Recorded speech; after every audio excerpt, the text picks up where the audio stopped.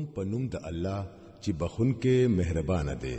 اوایا چې اے کافرانو زدا غوي عبادت نکوم د چا عبادت چې تاسو کوئ او نه تاسو داغو عبادت کوونکی د چا عبادت چې زکوم او نه زه داغو عبادت کوونکی يم د چا عبادت چې تاسو کړی دی او نه تاسو داغو عبادت کوونکی د چا عبادت چې زکوم. ستاسو د پاره ستاسو دین او زما د پاره زما دین.